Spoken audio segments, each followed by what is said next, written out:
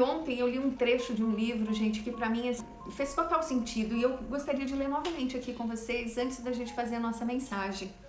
Ninguém pode definir o que é sucesso e o que é fracasso para nós. Só nós mesmos podemos fazer isso. Ninguém pode nos tirar nossa dignidade, a menos que nós submetamos a isso. Ninguém pode tirar nossa esperança e nosso orgulho, a menos que renunciamos eles. Ninguém pode roubar nossa criatividade, nossa imaginação e nossa aptidão, a menos que paremos de pensar. Ninguém pode nos impedir de nos recuperar, a menos que desistamos. Nossa, mexeu muito comigo isso daqui. Ou seja, ninguém pode dizer o que é fracasso, ninguém pode tirar a minha dignidade, ninguém pode tirar a minha esperança, a minha criatividade. Ninguém pode roubar a minha aptidão, a minha imaginação, a não ser que eu permita. Muito lindo, para mim foi bem interessante esse trecho. Até eu mostrei o livro ontem para vocês, esse daqui, Resiliência, de uma coleção de inteligência emocional. Eu achei o máximo, muito legal mesmo. Mas vamos lá, vamos para nossa mensagem dessa noite. Lembrança, tudo é divino.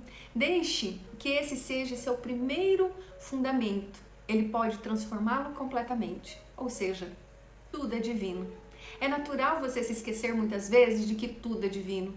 Não se preocupe com isso. No momento em que você se lembrar novamente, deixe que isso seja presente. Deixe que aquilo transborde no seu dia. Não se arrependa por ter esquecido por uma hora. Isso é natural. É um hábito muito antigo. Por muitas vidas vivemos no hábito. Assim, é natural. Não se sinta culpado por isso. Se você puder se lembrar, mesmo por alguns segundos dentro das 24 horas, isso será o suficiente. Porque a verdade é tão potencial, tão poderosa, que uma pequena gota dela é suficiente para destruir todo o seu mundo de inverdades. Apenas um raio de luz é suficiente para destruir a escuridão de milhares de anos. Não é uma questão de qualidade. Lembre-se, não é uma questão de você se lembrar 24 horas por dia, como você poderia, mas um dia você repentinamente perceberá que o impossível se torna impossível. Ou seja, tudo é divino. Não há nada de errado na nossa vida, não há nada de errado nas situações no qual a gente acaba vivendo. Que por mais que a gente está na nossa correria, no nosso dia a dia, quando a gente olha para aquilo, para aquelas situações no qual difíceis que a gente está passando, e a gente lembrar que por detrás daquilo tudo tem Deus, que por detrás daquilo tudo sempre tá tudo certo, que não tem nada de errado, né? Por mais que a gente esqueça durante o nosso dia, mas se em algum momento da nossa vida a gente lembra, pronto, já é o suficiente. Como foi dito na mensagem, basta apenas um filete de luz para simplesmente clarear novamente, trazer luz para aquela escuridão. Você não precisa lembrar 24 horas, viver entonando mantras, que tudo é lindo, que não. Apenas uns minutos já é o suficiente de entender que não cai um fio de cabelo da nossa cabeça sem que o cara lá de cima saiba. O mais importante é a gente ter essa consciência, e quando a gente tem, tá tudo bem. No momento certo, na hora certa, ele vai acontecer. E sabe, uma coisa que me chamou muita atenção, tanto semana passada quanto essa semana, as pessoas me perguntarem assim, Leila, eu não sei, a minha memória tá tão curta, tá tão difícil, porque às vezes eu coloquei o celular em tal lugar e depois eu não lembro aonde que eu deixei, aonde que eu coloquei. Sabe aqueles lapsos de memória? Eu não sei se alguém aqui já passou por isso, mas eu muitas vezes já passei também, ou, deixei minha bolsa e não prestei atenção, não dei foco. Aí aconteceu o quê? Eu saí e depois eu não lembrei. Ou ler um livro e não lembrar, né? Os déficits de atenção. O que é isso? Os déficits de atenção, ele ocorre porque a nossa mente está extremamente acelerada, né? A gente já acorda totalmente pilhada, pensando mil e uma coisa, já exalando o cortisol, que é o hormônio da fuga ou da luta ou fuga. E aí o que acontece? A nossa mente já começa num processo, numa rotação, num RPM muito alto. E aí, quando eu não coloco foco, eu coloquei o livro aqui, né? Eu esqueço. Essa memória é muito rápida, ela se apaga. Agora, quando eu olho, eu deixei aqui em cima, você grava. Aí aquilo fica na tua consciência, aquilo fica na tua memória e você não esquece. E por que a maioria das pessoas estão tendo esses déficits de atenção, as crianças principalmente? Porque estão sendo muito ativadas o tempo inteiro. Olha, tem que fazer isso, tem que fazer aquilo outro, 1001 atividade. De segunda a sexta-feira a agenda das crianças são cheias. Elas simplesmente não têm o tempo livre para usar a criatividade delas, para colocarem o foco. E aí acaba entrando nesse piloto automático o tempo inteiro. Um dos exercícios que me ajudou muito é meditar. Tem muitos estímulos, exatamente isso. E dos exercícios que mais me ajudou a ter foco total é a meditação. E meditação, gente, não é ficar entonando mantras ou coisa assim, muito pelo contrário. Quando eu comecei nesse processo de autoconhecimento, de autocura, né, que eu fui buscar dentro da terapia a me conhecer melhor, eu sempre falava, você tem que meditar, e eu, meu Deus do céu, que negócio é esse? O que é meditar? Eu não sei fazer isso, eu não consigo me concentrar. Olha só, eu era assim, justamente assim. E aí um professor chegou pra mim e falou assim, Leila, meditar é simplesmente silenciar a mente. Eu falei assim, mas não dá. Tem trocentas parabólicas ligadas aqui, uma tá pensando em uma coisa, a outra tá... Tem hora que parece que vai dar um tilt. E é justamente isso, como silenciar a mente. E um dos exercícios é a respiração. Simplesmente você parar, você nem precisa pôr musiquinha legal, nada. Você pode estar no meio do furdunço que for. E simplesmente você parar e... fazendo barulho mesmo, inspirando. Aí o pensamento vem, você volta a atenção para inspiração. Aí o pensamento vem, você volta a atenção para inspiração. E aí esses RPMs vão diminuindo, essa rotação, essa aceleração desses pensamentos vão diminuindo ao longo do tempo. E isso é importante, desacelerar a mente.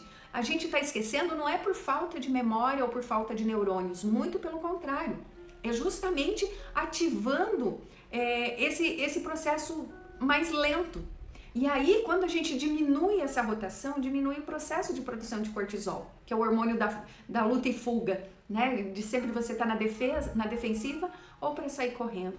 Então, esse é um dos exercícios, de preferência, na hora em que você acorda. Você acordou, você abriu o olho, ao invés de, eu tenho que fazer isso, tenho que fazer aquilo outro, tenho que fazer aquilo outro. Não, pegue 2 minutos daquele momento em que você acordou e faça um exercício de respiração. Por quê? Porque daí você já não produz de imediato o cortisol. E aí o teu dia começa a silenciar. Se durante o dia você conseguir tirar 5 minutos, nem que você vai lá no banheiro, né? Você fica sentadinha e você faz o exercício da respiração, simplesmente eliminando os pensamentos, cortando. Leila, mas não dá, eu tento, mas vem pensamento. Vai fazendo. Vai fazendo, que quando você perceber, você fica lá meia hora sem pensar em nada, eu te garanto. É que nem aprender a andar de bicicleta. Vai fazendo, vai treinando. E perguntaram aqui sobre a hora de dormir, um exercício. Esse também. Só que no exercício para dormir, eu acho muito legal quando a pessoa não consegue dormir, é quando a gente fecha as mãos assim. Não sei se eu vou conseguir mostrar isso. Ó, tá vendo? É como se a gente fizesse assim, ó, né? Eu sempre deito com as mãos presas assim, porque a gente está unindo o lado direito e o lado esquerdo do cérebro. E eu faço esse exercício da respiração também, sem pensar em nada, simplesmente respirando. Isso ajuda muito, principalmente nas questões da nossa memória, da nossa concentração, porque existe uma diferença entre foco e consciência. Foco é aquele direcionamento que eu dou, aonde eu quero chegar. E consciência é ter consciência que nada vai me tirar daquele foco. Mesmo que vier um pensamento, você elimina aquele pensamento e fica focado. A mesma coisa assim, segunda-feira eu vou começar a dieta. Né? Sempre toda segunda-feira a gente começa uma dieta. Então você tá focado, né? Vai chegar segunda-feira, mas o que acontece? Aí vem as comidas, né? Parece que a comida brota quando você quer alguma coisa, né?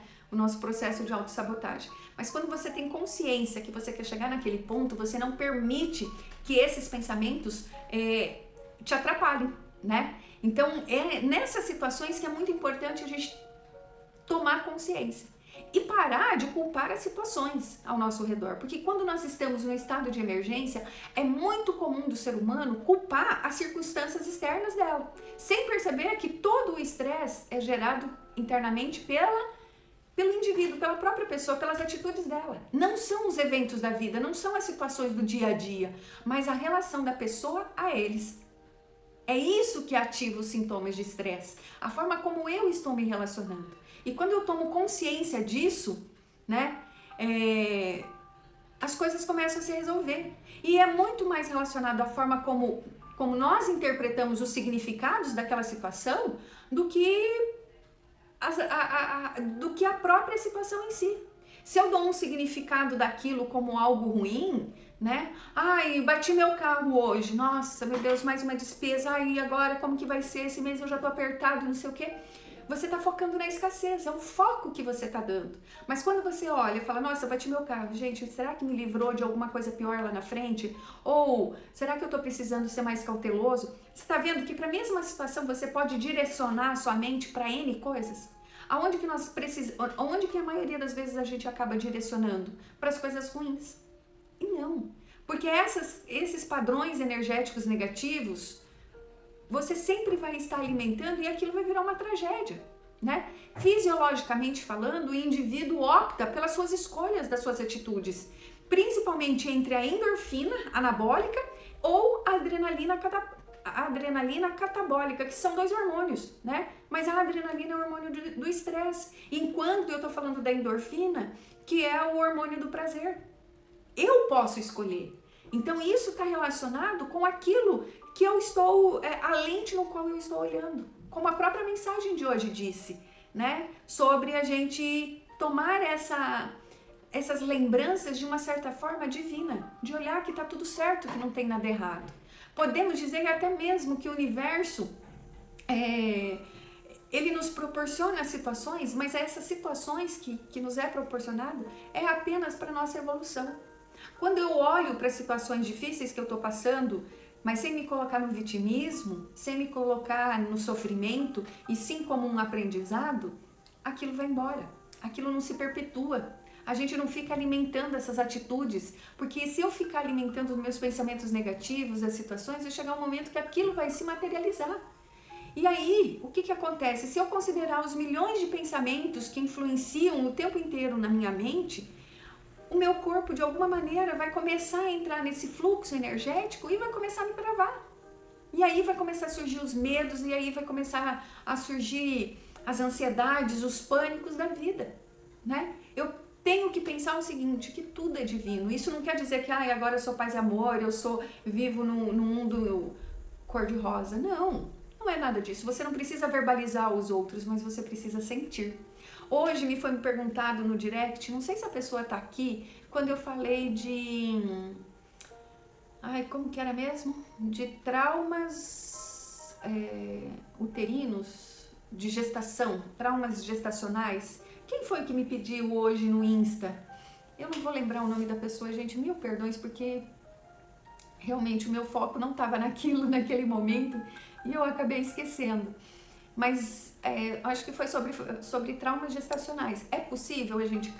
Isso, trauma gestacional. O que é isso, né? Todo ser humano, ele não precisa... a partir do momento que foi concebido, lá no momento da fecundação, aquilo já é vida, né? Então isso não é uma questão apenas religiosa, tá? É uma questão dentro da terapia também. Quando a gente fala de vida, no próprio ventre da mãe, quando nós estamos lá, nós já temos consciência, certo? Porém não temos memória, né? Aquela consciência, ela pode, vamos supor, se a mãe passa por algum acidente, né? E eu estou ainda, e ela está grávida de mim. Aquele susto, aquele medo que ela passou, aquele sentimento, né? Porque o sentimento causa frequências vibracionais, não apenas pensamentos. Os sentimentos são muito mais fortes. Então, aquele sentimento fez com que ela transmitisse para mim. E as nossas células têm memórias. Vocês sabiam disso, que as nossas células têm memórias? Sim. Todo animal, ele tem memórias celulares. E aí, o que acaba acontecendo? Por mais que eu sou um adulto, por mais que eu sou uma pessoa já grande, vamos dizer assim, eu acabo tendo medo de algumas situações. Eu já atendi vários casos de crianças, de bebês, de adultos com medo de borboleta. Olha que interessante, uma borboleta, a pessoa entra em pânico. chega a dar sudorese nela, a mão fica gelada. Por quê? Porque quando ela era pequena, no berço ou no carrinho, veio uma borboleta. Só que para o tamanho de um bebê, aquela borboleta, ela é imensa, proporcionalmente. Só que essa criança cresce, mas o trauma ainda está na memória lá do bebê. Então, quando ela olha uma borboleta, mesmo ela adulta, ela não está olhando na proporção de adulto, ela está olhando na proporção de criança. Assim como na fase gestacional. Quando a mãe toma um susto ou carrega um medo, aquele sentimento é proporcional à tua consciência ali daquele momento, né? Teve outra criança que eu atendi que ela tinha medo de cachorro. E ela mesmo adulta já, ela tem 14 anos, assim, né? Grande, morre de medo de cachorro. Porque quando era pequena, a mãe estava com 8 meses de gravidez, a mãe levou um susto muito grande de um cachorro, porque ela estava com o filhinho dela de 3 anos, e aí grávida e com o filhinho de 3 anos. E chegou, tipo um labrador, um cachorro de médio porte, de grande porte, perto do filho dela e lambeu apenas, só foi brincar. Só que a criança não se assustou, só que a mãe levou um susto tão grande de ver aquele cachorro perto do filho, que deu aquele choque. A criança não percebeu, não ficou com medo disso. Aonde que ela passou aquele medo? Para aquele que ela estava gestando. Olha só, e a gente só foi descobrir isso em terapia. Fomos descobrir esse pânico que estava gerando ela já é uma adolescente, mas ela tinha pânico de cachorro. O irmão mais velho dela, que é 3 anos mais velho dela, não tem medo de cachorro. Mas a reação com a qual a mãe passou por aquele momento, passou através do cordão umbilical, passou através daquele sentimento. A mesma coisa,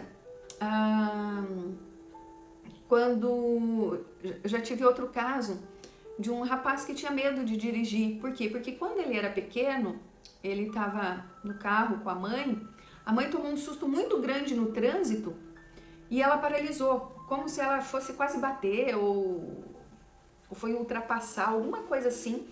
E aí essa criança, depois de ver o susto da mãe, ele nem viu o perigo que estava passando, mas de ver o susto da mãe, ele traumatizou para dirigir. Olha que interessante isso, né? E acaba, porque as nossas células, elas têm memórias, não tem como. E como que a gente pode mudar alguns padrões, né? O segredo para mudar essas questões físicas e emocionais está na disposição, principalmente no querer explorar novas formas de olhar a forma como eu olho a vida. Então, se eu olhar que um cachorro, todo ele é um animal, ele sem entender o que causou aquilo, né? Sem buscar olhar de forma diferente, ele sempre vai ser um bicho gigante. Agora, se eu procuro olhar com um olhar diferente e incluir essa capacidade de resiliência, vamos dizer assim, tá certo que alguns traumas são tão fortes que a gente acaba não conseguindo sozinho, né? De dar conta de mudar o nosso foco. Mas a maioria a gente consegue. Principalmente com trazer à mente o problema e nesse processo de respiração, eliminar, soltar, soprar. Inspira e sopra. Não sei se eu consegui trazer alguma dica ou explicar sobre esses traumas, mas existem os traumas gestacionais. Quando a mãe passa por dificuldade emocional na gravidez, por causa do relacionamento que não tá legal, que chora muito, que tem muito medo, ela passa sim para a criança. Por isso que a gente tem que ter muito cuidado com as grávidas. É um período muito delicado, não só com ela, mas também com o bebê, né? É importante a gente ter essa consciência e poucas pessoas acabam se atentando a isso. E aí, às vezes, aquele trauma, aquela criança, aquele filho, aquele adulto depois, né, acaba carregando para o resto da vida.